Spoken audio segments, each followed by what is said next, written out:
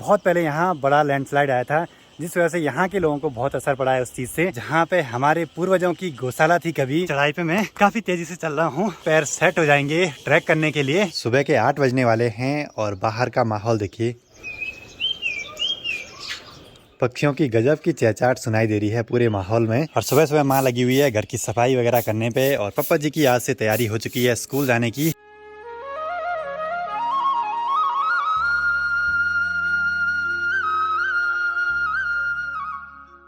सबसे पहले आप सभी को मेरा प्यार भरा नमस्कार। मेरा नाम है आलोक राणा और स्वागत है आप सभी का देवभूमि उत्तराखंड की इन खूबसूरत पहाड़ों से। अभी सुबह के 8:30 हो रहे हैं और आज के दिन की शुरुआत भी हो चुकी है। आजकल सनराइज यहाँ ठीक सामने से हो रहा है, जिस वजह से इस वाले घर पे सुबह ही तेज धूप लग जाती है और ऐसा महसूस होता है कि धर्म दोपहर यही होगी, मतलब कि दिन यही हो गया।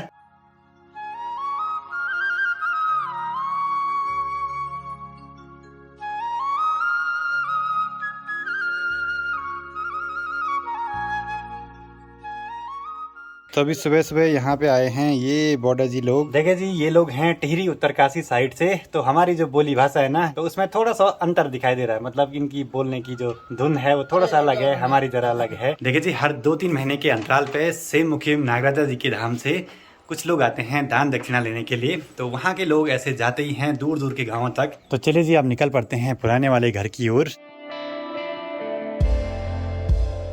और यहाँ घर के ऊपर पे ना ऐसी धूल उड़ती है आजकल, एक गाड़ी आई नहीं की। और यहाँ की झाड़ियाँ या पेड़ पौधों पे जो पत्ते हैं उनका रंग ही चेंज हो गया है, सिर्फ धूल धूल सी चिपकी रहती है उनपे। तो हमारे यहाँ पुराने वाले घर के ठीक ऊपर पे एक काफल का पेड़ है, तो यहाँ पे छोटे छोटे कोरे लगने लगे हैं इस पे। तो गर्मियों के टाइम तक ये भी अच्छे से पक जाएंगे। मात्र 10 दिन लगे हैं केदारनाथ धाम की यात्रा के लिए और मुझे भी बहुत तैयारियां करनी है, साथ ही साथ चलने फिरने की प्रैक्टिस भी करनी है, क्योंकि काफी टाइम से कोई ट्रैक नहीं हुआ है। और आज मैं सोच रहा हूँ कि ठीक सामने अपनी यहाँ पे गौशाला है और ठीक नीचे है बेड़ी परवड़ी, तो वहाँ तक चला जाए और वहाँ से पैदल खड़ी चढ़ाई है तो ऊपर आ जाए। अगर मैं ऐसे कुछ दिन भी प्रैक्टिस करता हूँ तो काफी पैर सेट हो जाएंगे ट्रैक करने के लिए। अभी यात्रा के लिए ढेर सारा सामान भी जुटाना बाकी है।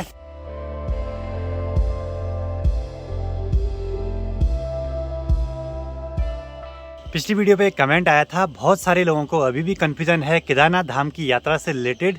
तो 21 तारीख को सुबह ओमकारेश्वर मंदिर से भगवान जी की डोली प्रस्थान करेगी केदारनाथ धाम के लिए। पहले दिन गुप्तकाशी में रुकेगी, दूसरे दिन फाटा में रुकेगी, तीसरे दिन गौरीकुंड और चौथे दिन केदारनाथ धाम में पहुंच जाएगी और 5वें दिन केदारनाथ धाम के कपाट खुल जाएंगे। तो 4 दिनों की ये यात्रा रहने वाली है ऊखीमठ से केदारनाथ धाम के लिए। अगर आप लोग आना चाहते हैं तो आप 20 तारीख की शाम तक ऊखीमठ पहुंच सकते हैं।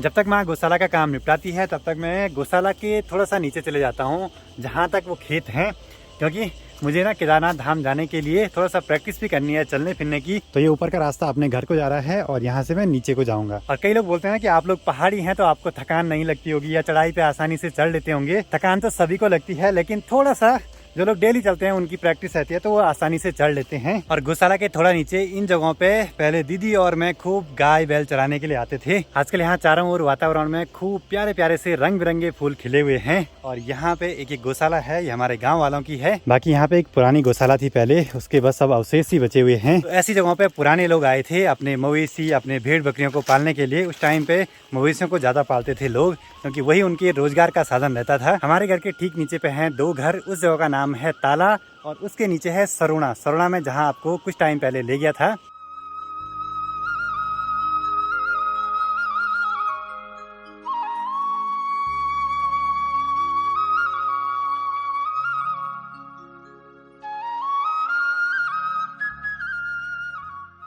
देखिए जी, मैं अभी एक प्यारी सी खूबसूरत लोकेशन पे हूँ, जहाँ आसपास प्यारे प्यारे से खेत हैं लोगों के। बाकी यहाँ जितने भी लोगों के अकेली जगहों पे घर थे ना, सभी ने घरों को लगभग छोड़ दिया है और दूसरी जगह अपने घरों को बना दिया है। उसका रीज़न ये है कि ये पूरा एरिया जो है ना लैंडस्लाइड जोन है। बहुत पहले यहाँ बड़ा लैंडस्लाइड आया था, जिस वजह से यहाँ के लोगों को बहुत असर पड़ा है उस चीज़ से। बाकी कई लोग मेरी ये वीडियो ठीक सामने पाली गाँव से भी देखते हैं। जो बाहर रहते हैं उनको अपने गाँव की यादें ताज़ा हो जाएँ, तो वहाँ के खूबसूरत नज़ारे इंजॉय कीजिए।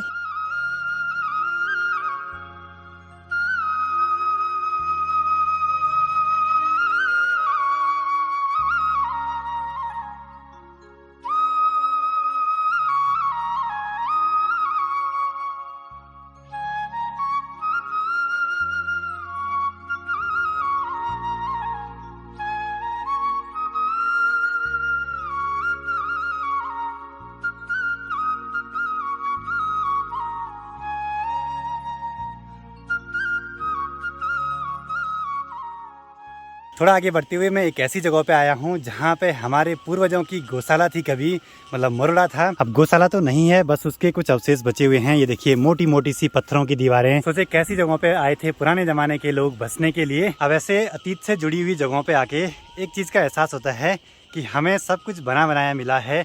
मतलब कि हमारे जो पूर्वज थे उन्होंने बहुत मेहनत करी है सरवाइव करने के लिए। बाकी इस जगह पे आके खूबसूरत नज़ारों का आनंद भी ले लिया। पाली और सरुणा गांव भी आपको दिखा दिया। यहाँ आना तो बस एक बहाना था, असली मकसद तो ये है कि यहाँ से अब घर तक चढ़ाई है ठीक ऊपर तक, तो वहाँ तक चल के जाना है। थोड़ा पैरों की प्रैक्टिस भी होती रहेगी। अब जहाँ नीचे वो नदी है वहाँ से कुछ स्कूली बच्चे इस रास्ते को क्रॉस करते हुए ये मेन सरुणा गांव, ये ऊपर ये पाली गांव और यहाँ से रास्ता है और इन खेतों से होते हुए हमारे घर से होते हुए ऊपर रोड तक पहुँचते हैं।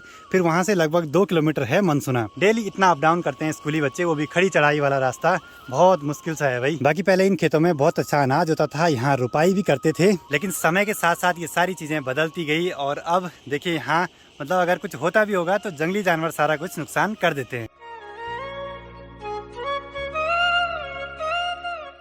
अब खेतों में देखिए लोगों ने बीज बो लिया है और बीज से जाने की ऐसी छोटी छोटी पगडंडियां रहती हैं, छोटी छोटी सीढ़ियां भी लगी रहती हैं इन पे। अभी यहीं पास में मैंने एक हिरन को देखा है। सामने वाले पेड़ पे देखिए बड़ा सा मधुमक्खी का छत्ता है और जो जंगली मधुमक्खियां रहती है ना, ये किसी पे अटैक करने के लिए चले गई तो फिर छोड़ेंगे नहीं। नीचे तो मैं आराम से गया, लेकिन चढ़ाई पे मैं काफी तेजी से चल रहा हूँ और वैसे तेज धूप लग रही है। केदारनाथ यात्रा में भी ऐसा ही होगा कुछ इस बार। और आगे बढ़ते हुए यहाँ पे कुछ दिखाई दिया है मुझे, बड़ी सी चट्टान पे एक गोल गोल सी आकृति। तो शायद ये उखलू बनाने के लिए करा होगा किसी ने कभी पहले। उखलू मतलब कि ओखल, जो कि ऐसे ही पत्थरों पे बनाते थे पहले के लोग। उससे याद आया मुझे, हमें अभी नए वाले घर के लिए भी ओखल लेनी है एक। चलो जी, यहाँ पानी की खाल में पानी भी भर रहा है और जो धारी मैंने लगाई थी वो भी काफ़ी हद तक काम कर रही है अभी। अब थोड़ा सा इन पौधों में पानी डाल देते हैं। इन पर देखिए प्यारी प्यारी सी पत्तियाँ आने लगी हैं नई नई। और गौशाला में पहुंच चुके हैं। माँ ने यहाँ पे सूखी घास रखी थी, वो सारी आज यहाँ नीचे निकाल दी। इस सूखी घास को गौशाला के अंदर रख देंगे। थोड़ा बहुत पसीना आना तो बहुत जरूरी है, नहीं तो इतना आलस आ जाता ना आजकल। हमारी गाय बोल रही होगी आज इतना घास क्यों डाल दिया मेरे पास।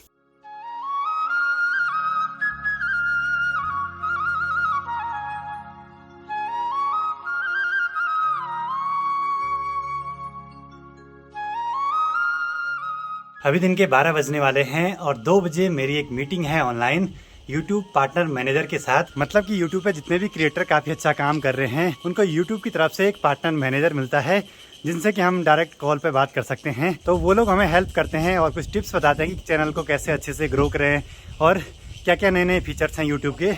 तो ये अच्छी बात है कि YouTube हर क्रिएटर का ध्यान रखता है। तो अभी 3 बजने वाले हैं और YouTube पार्टनर मैनेजर से भी बात होगी है। कुछ नए फीचर से YouTube थैंक्स, सुपर चैट और शॉर्ट्स और प्रीमियर वगैरह उनके बारे में बताया कि भाई इनको इनेबल कर सकते हैं, इनके क्या क्या फ़ायदे हैं।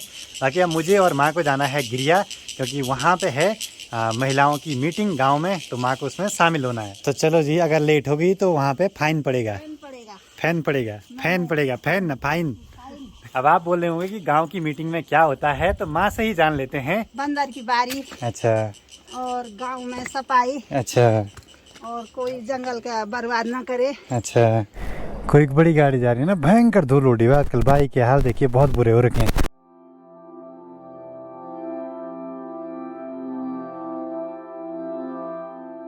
आजकल दिन के बाद स्कूल के आसपास का माहौल बिल्कुल शांत सा है, क्योंकि सुबह की स्कूल यहाँ लग चुकी है। अभी हमारे टाइम पे सुबह 7 बजे से पढ़ाई स्टार्ट हो जाती थी, लेकिन अब 8 बजे से लगती है और सर्दियों के दिनों में 10 बजे से लगती है। तो चलिए जी, नए वाले घर पे पहुंच चुके हैं। बाकी अब माँ जाएगी मीटिंग में और मैं आपको पहाड़ों के तब तक खूबसूरत से नज़ारे दिखाता हूँ, क्योंकि ऊपर की जो वो चोटियाँ हैं ना, बहुत ही गजब की चमक रही हैं और तितलियाँ देखिए क्या प्यारी सी उड़ रही हैं।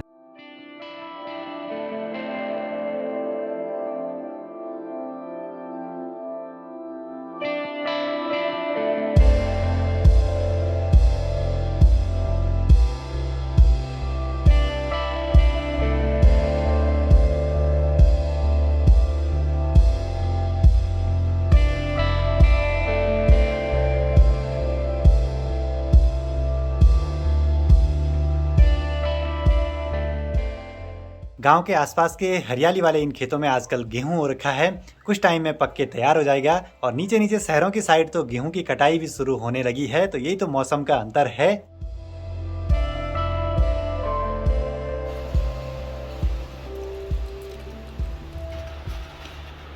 बाहर अभी तेज हवाएं चलनी शुरू हो गई हैं। इनको बोलते हैं चेत वैसाख का ओडला, मतलब कि चेत वैसाख के टाइम पे बहुत तेज तेज हवाएं चलती हैं। माँ भी आ चुकी है मीटिंग अटेंड करके। तो क्या क्या हुआ आज मीटिंग में?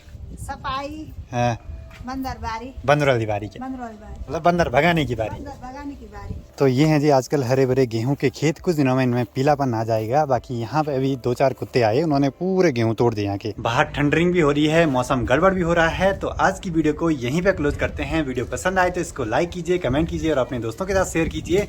मैं आलोक राणा मिलता हूँ आपसे अगली नई वीडियो में। तब तक के लिए जय हिंद, जय भारत, जय देवभूमि उत्तराखंड।